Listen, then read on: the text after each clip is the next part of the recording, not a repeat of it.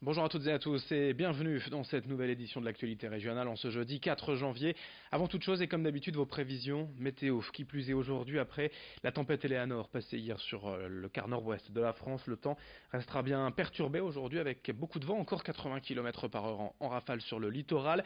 La côte d'Opale qui reste d'ailleurs en vigilance orange pour cause de vagues submersion. Marée haute prévue à la mi-journée. Beaucoup de vent donc encore, des nuages aussi, des pluies.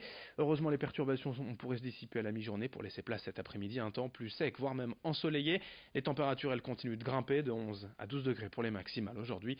Prévision complète après ce journal. En images quand même, nous revenons aussi sur quelques dégâts de cette tempête hier, sur le littoral notamment. Les digues ont cédé par endroits. À Ambleteuse, sur ces images, une partie du parapet a été arrachée, et ce à plusieurs endroits. Du coup, la circulation sur la digue a été officiellement interdite aux piétons ainsi qu'aux voitures. Des dégâts également signalés sur une descente de plage au Portel, et tout proche également de là, à Wimereux, la digue a également cédé sous la tempête. Une partie du béton s'est disloquée, tout s'est affaissé. Cette même partie de la digue de Wimereux, au nord de la plage, avait déjà été détruite lors d'une autre tempête en 2014. Des travaux d'urgence vont devoir être menés une fois tout de même que les vents s'estomperont et que les coefficients de marée baisseront. Ce ne sera pas pour aujourd'hui. 106 de coefficient de marée aujourd'hui, marée haute, je vous le disais, à la mi-journée. De nouveaux dégâts sont à craindre sur les plages du littoral. Dans l'actualité encore à Boulogne, sur le littoral, ces images de l'émouvante marche blanche organisée hier en hommage à Florentin Butel. Ce jeune homme de 17 ans mort renversé par une voiture le week-end dernier rue de l'Aiglon entre Terlinctin et le chemin vert. Florentin a été percuté par une voiture alors qu'il rentrait de boîte de nuit avec des amis. Hier, près de 150 personnes, autant de proches, d'amis que d'anonymes, se sont d'abord réunis sur le parking d'un supermarché proche des lieux de l'accident avant d'entamer la marche et de se réunir autour de l'endroit où Florentin et ses amis ont été renversés pour y déposer quelques messages, des fleurs et des ballons. Écoutez le témoignage d'un des organisateurs de ce rassemblement au micro de Corentin Escaillé. C'est parce que c'est la peine et c'est le choc de tout un quartier, c'est tous des copains qui ont grandi ensemble. Aujourd'hui, la marche blanche est faite de manière à pouvoir rendre hommage à Florentin qui est décédé, à Camille qui est hospitalisée, à Kenny qui est ici présent, et bien sûr de manière à pouvoir toucher les autorités, à faire à ce que cette portion de route, même si elle appartient au département, puisse être sécurisée en bonne et due forme, par des trottoirs qu'il n'y a pas, par des limitations de vitesse, par des éclairages, parce que certes il y a beaucoup de véhicules, mais il y a sur le chemin de cette discothèque, le domaine, beaucoup de personnes qui vont à pied, et c'est des personnes qui ne sont pas protégées. Voilà. Et pour rappel, concernant l'enquête, le conducteur responsable de l'accident a été mis en examen pour homicide involontaire avec délit de fuite. Les 4 passagers ont aussi été mis en examen pour non-assistance à personne en danger. Dans cette édition, on enchaîne avec toute autre chose, une question que se posent peut-être de plus en plus les maires et responsables de petits villages dans la région. Les églises sont-elles en passe de devenir un fardeau pour leur commune, à l'image de cette église de Verlinghem dans la métropole lilloise, construite au XVIe siècle, ayant subi depuis les outrages du temps.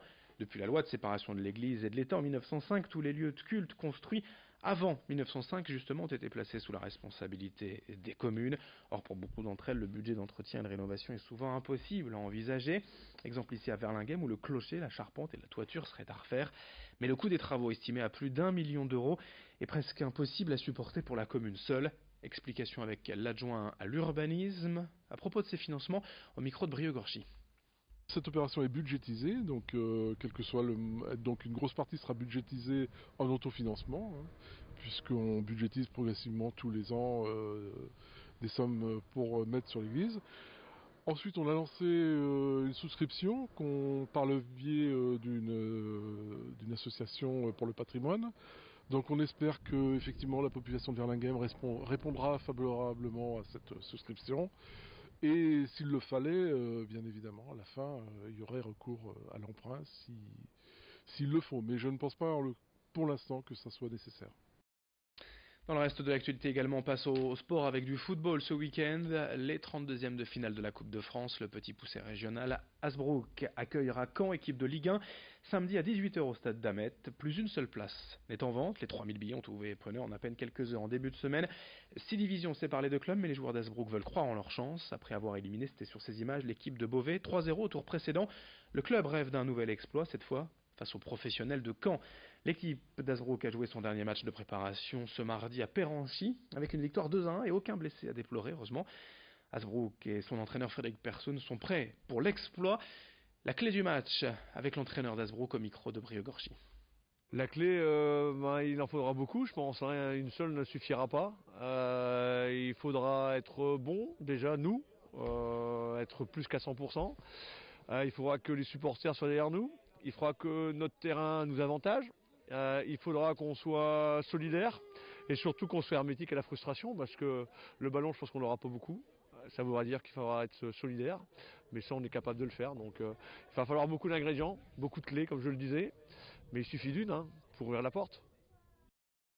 Alors le programme, donc Asbrook face à Caen, samedi 18h, un peu avant le LOSC se déplace au Mans, samedi à 15h, l'USLD Dunkerque accueille Metz dimanche à 17h30, un beau derby également entre les clubs du Pas-de-Calais, Lens qui reçoit Boulogne au Stade Bollaert lundi 21h et puis notez également Marseille-Valenciennes dimanche 14h15. Pour finir ce journal, on évoque quelques jours d'avance, la fameuse galette des rois pour les gourmands mais aussi les joueurs.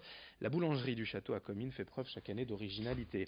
Cette fois, l'idée a été de faire de chaque fève une pièce d'un puzzle à reconstituer, mais pas avec n'importe quelle image. Virginie de Greff, la boulangère, a pris en photo l'un des vitraux de l'église Saint-Chrysole de Comines et l'a divisé en 6 parties pour créer son puzzle. Il faut donc acheter au moins 6 galettes pour peut-être avoir la chance de composer le puzzle en entier. Explication avec la responsable de cette boulangerie du château à Comines quant à la collection prévue au micro de Céline Nuret. Quand vous allez acheter une galette, vous allez avoir une pièce. Hein. Le but c'est quand même de revenir et puis d'avoir les autres pièces pour former le puzzle. Je pense que ça donne un peu de curiosité. Donc je pense qu'on aura des retours encore en plus, soit par un achat d'une pièce ou une autre galette, parce qu'elles sont tellement bonnes, à la frangipane et à la pomme, on se régale. En un mois, je pense, on fait tout le mois des galettes, tout le mois de janvier. Donc je pense que c'est aussi faisable de manger 6 galettes en un mois en famille, avec les amis, au travail. On peut trouver des occasions.